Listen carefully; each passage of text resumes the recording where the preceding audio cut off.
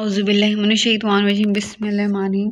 अच्छा, अब हम 10 टीचर्स साथ देख लेते हैं। ये बात समझ आ गई थी हमें। अच्छा, अब जो हीमोलिटिक डिजीज़ के 3 स्टेजेस होती हैं, ठीक है। सबसे पहली चीज़ कि जो माँ है सॉरी, वो जो बच्चा कंसीव करे वो RH पॉजिटिव हो और माँ RH नेगेटिव हो, मतलब कि उसका जो पार्टनर है वो RH पॉजिटिव था।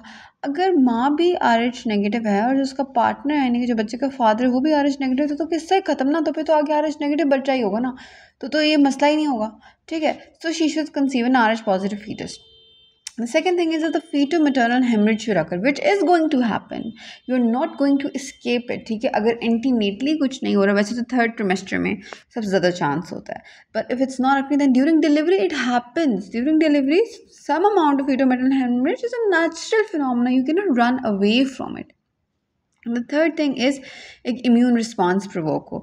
The thing is that they're saying that first pregnancy को ये rhesus disease affect नहीं करती. क्यों?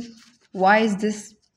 Again a basic question, because देखिए, the first time when a fetal maternal hemorrhage occurs, ठीक है, जो fetal RBCs हैं उन पे ये एंटीबॉडी एंटीजन है, और माम पे को जो है उसके पास तो वो तो RH नेगेटिव, उसके पास तो D एंटीजन है ही नहीं, तो वो तो उसका लोकल है ही नहीं, तो वो तो उसका एज फ़ौरन रिकग्नाइज करेगा माँ के इम्यून सिस्टम कहेगा ये क्या आ गया, ये क्या कैपिटल D आ गया है रेड सेल पे।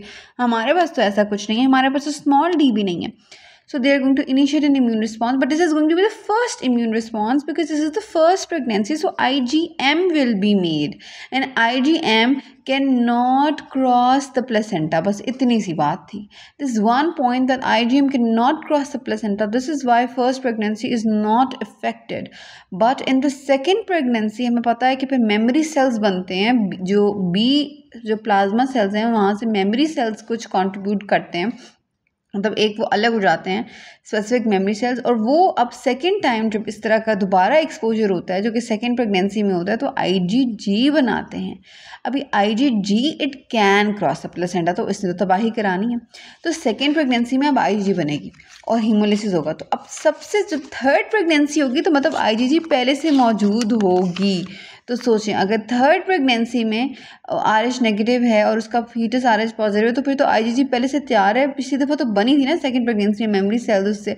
अब तो वो तो बहुत सीवियर हीमोलिसिस करा सकती है। जैसे जैसे प्रेगनेंसीज आगे बढ़ती रहेंगी सब्सीक्वेंट, फिर चौथी, फिर 0.3 अगर उसने कॉन्ट्रासेप्शन ना की, तो फिर हीमोलिसिस की डिग्री भी सीवियरिटी बढ़ती रहेगी, बिकॉज अब IgG पहले से ज़्यादा मेमोरी सेल्स हर दफ़ा जमा हो रहे हैं और IgG उसकी सर्कुलेशन में अब मौजूद है मदर की।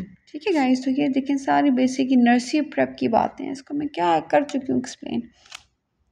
अब क्या क्या होता है फीटो मैटरनल हेमरेज, मतलब कि सेंसिटाइजिंग इवेंट। सबसे पहले तो डिलीवरी, जो कि फिजियोलॉजिकली डिलीवर तो करना है ना बच्चे को। इसके अलावा मिसकैरेज हुआ, प्रेगनेंसी टर्मिनेट हुई, कोई एक्टोपिक थी उसकी सर्जिकल मैनेजमेंट हुई, कोई एंटीपार्टम हेमरेज हो गया, प्रेवियर ब्लीड कर गया, एब्रप्शन हो गई, ठीक है, या फिर आपने कोई इन्वेसिव टेस्ट कर लिया, आपने कॉर्निक वाले सैम्पलिंग कर ली, एमनियोसेंटीसिस कर लिया, कॉर्डोसेंटीसिस कर लिया, इन सब टेस्ट में जो है, या फिर आपने ECV अटैम्प्ट कर लिया। अगर आपने एक एक्सेनोकेफेलिक वर्जन भी किया ना, उस